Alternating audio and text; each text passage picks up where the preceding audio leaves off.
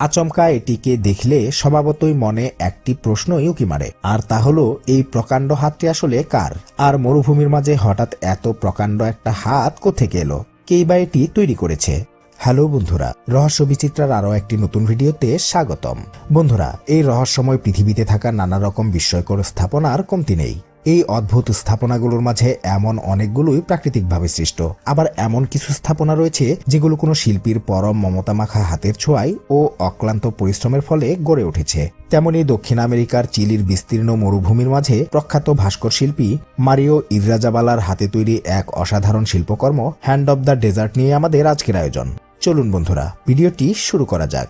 বন্ধুরা, একদিকে প্রশান্ত মহাসাগরের অথই জলরাশি আর অন্যদিকে আন্দিস পর্বতমালা বেষ্টিত প্রায় ৪১,০০০ বর্গমাইল এলাকা জুড়ে দক্ষিণ আমেরিকার উত্তর চিলিতে অবস্থিত শীতল, শুষ্ক ও প্রাণহীন এক মরুভূমি হল আটাকামা।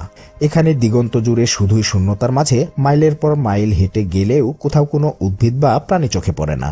আটাকামা মরুভূমিতে প্রতি বছর গড়ে ১৫ মিলিমিটার বৃষ্টি হয়, আর এর কয়েকটি অংশে কার্যত কোনো প্রকার বৃষ্টি হয় না।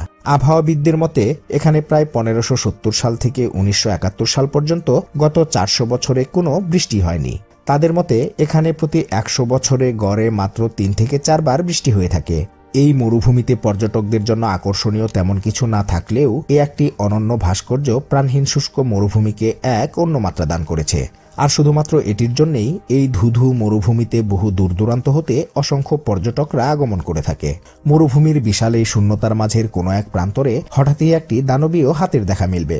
দেখতে হাতের আদলে গড়া অপূর্ব স্থাপত্যটিকে হ্যান্ড অফ ডেজার্ট, যাকে বাংলায় মরুভূমির হাত বলা যেতে পারে। এই সুবিশাল স্থাপত্যে থাকা হাতের আঙ্গুলগুলো দেখলে মনে হয় এটি যেন সুদূর আকাশপানের রহস্যময় বিশেষ কোনো কিছুকে নির্দেশ করছে।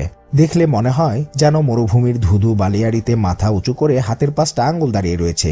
কবজির নিচটা বালির নিচে আটকে থাকায় তা তেমন একটা চোখে পড়ে না। আচমকা এটিকে দেখলে স্বভাবতই মনে একটি প্রশ্নই উকি মারে, আর তা হলো এই প্রকাণ্ড হাতটি আসলে কার? আর মরুভূমির মাঝে হঠাৎ এত প্রকাণ্ড একটা হাত কোত্থেকে এলো? কেই বা এটি তৈরি করেছে? চিলির আটাকামা মরুভূমিতে অবস্থিত এই হ্যান্ড অফ ডেজার্ট স্থাপত্যটি উচ্চতায় ৩৬ ফুট। ১৯৮০ সালের শুরুর দিকে এই ভাস্কর্যটি তৈরি করার কাজ শুরু হয় এবং ১৯৯২ সালের মার্চ মাসের ২৮ তারিখে এটির উদ্বোধন করা হয়। তারপর থেকে একটি স্থানীয় বুস্টার সংস্থা কর্পোরেশন প্রো অ্যান্টোফাক্সটা এই ভাস্কর্যটি তদারকির দায়িত্বে ছিল। সমুদ্রপৃষ্ঠ থেকে ১১০০ মিটার উচ্চতায় অবস্থিত ভাস্কর্যটি এক কথায় অপূর্ব। শিল্পীর নিপুণ হাতের পরশ ভাস্কর্যটিকে করে তুলেছে জীবন্ত। দেখতে যতই অদ্ভুত হোক না কেন, এটি দ্বারা কাউকে ভয় দেখানো বা চমক তৈরির কোনো অভিপ্রায় শিল্পীটির ছিল না। সম্পূর্ণ দার্শনিক ভাবনা থেকেই ইররাজাবালা এটি তৈরি করেন।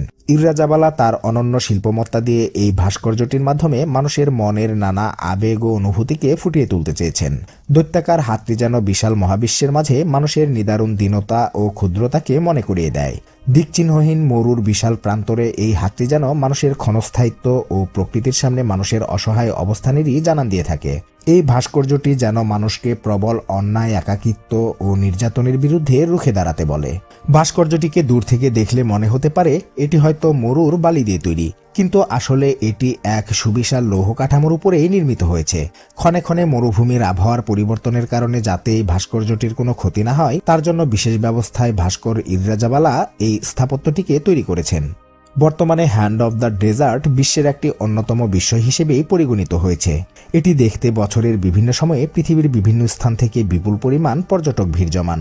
দুঃখজনক বিষয় হলো কিছু পর্যটক এমন রয়েছে যারা এই ভাস্কর্যের দেয়ালে তাদের নানা চিত্রকর্ম ফুটিয়ে তুলতে চেষ্টা করেন, যার ফলে ভাস্কর্যটির প্রকৃত সৌন্দর্য দিন দিন নষ্ট হয়ে যাচ্ছে।